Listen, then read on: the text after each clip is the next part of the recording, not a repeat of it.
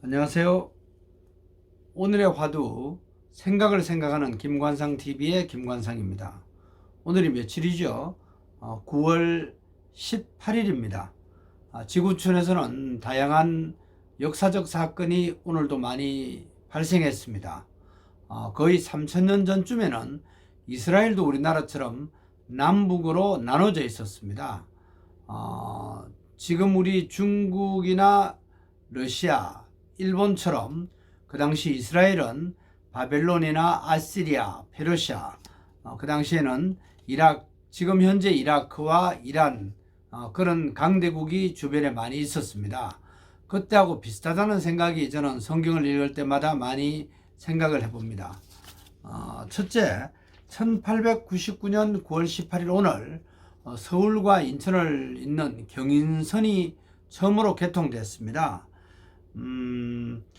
정말 소중한 의미 있는 날이었죠. 노량진에서 인천역까지였습니다. 33km 구간이었는데 90분 만에 시속 한 22km 수준이었다네요. 서울역까지의 완전 개통은 1900년 11월 10일이었습니다. 미국에서 생산된 모글 탱크형 전기기관차로 객차 6량이었고요. 이날을 원래 철도의 날로 기념을 했습니다. 그런데 문재인 정부 때 2018년 친일 잔재 청산이라는 명분으로 철도의 날이 바뀌었습니다. 6월 28일로 변경이 됐는데요. 6월 28일은 1894년 고종 때 철도국 창설일이었습니다. 배경을 알아볼수록 속이 상할 때가 많네요. 둘째, 처음으로 국산 디젤 기관차가 운행된 날이 오늘이었습니다. 경인선 개통보다는 80년 뒤인 1979년 9월 18일 오늘이었습니다. 정말 장한일이었죠. 미국 제너럴 모터스와의 제휴가 있었습니다. 셋째, 1931년 9월 18일 오늘 만주사변이 발생한 날입니다. 일본이 만주를 병참기지로 활용하기 위해서 만주 철도를 폭파한 사건입니다. 이것을 조작해서 일본군이 군사행동을 시작했죠. 10년 전 제가 평택대 교수로 있을 때 중국 심양을 다녀왔는데 중국은 만주사변이 난 9월 18일 날 꼭 사이렌을 울린다는 말을 들었습니다. 9월 18일을 기념해서 9.18 역사박물관이 있었는데 거기를 제가 가봤는데 일본의 잔혹상이 그대로 남아 있었습니다. 정말 일본 군들이 잔인하게 중국 사람들을 어떻게 참 실험도 했고 이런 내용들이 볼 수 있었습니다. 우리나라도 그동안 일본과 중국으로부터 참 침략도 많이 받고 피해가 많았습니다. 우리가 이런 나라들과 우호 정진도 중요하지만은 침략당한 날을 제대로 기억하면 좋겠습니다. 제가 10여 년 전에 이스라엘 마사다라는 관광지를 가봤습니다.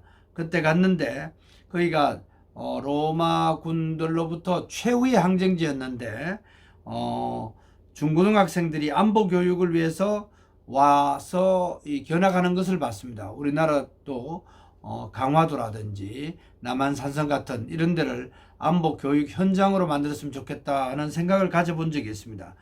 넷째, 1973년 오늘 9월 18일 오늘 동독과 서독이 유엔에 동시가입했습니다. 다섯째는 동서독 사례를 따라서 18년 뒤에 우리나라도 1991년 9월 18일 남한과 북한이 유엔에 함께 가입한 날이죠.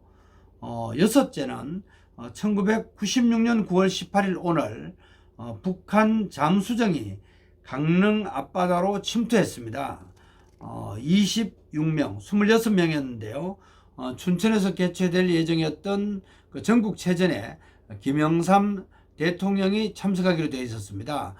당시 김영삼 대통령을 암살하기 위해서 침투했다. 이렇게 생포된 이광수 씨가 그 당시에 밝혔죠.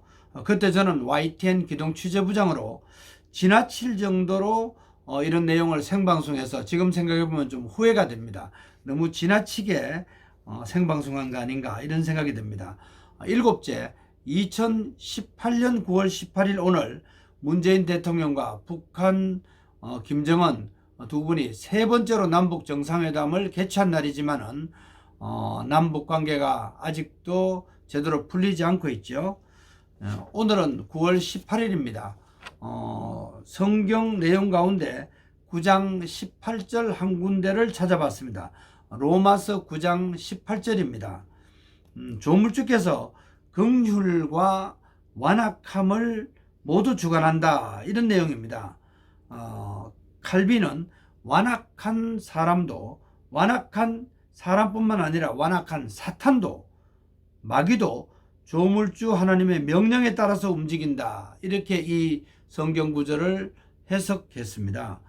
경인선 개통, 만주사변 발발, 또 동서독과 남북한의 유엔 동시가입, 또 북한 잠수정 침투 사건 등을 보면서 국익을 앞세운 완악함과 소통의 소중함을 다시 한번 확인해 봅니다. 오늘의 화두로 소통을 막는 집착, 완악함이라는 단어를 추천하고 싶습니다.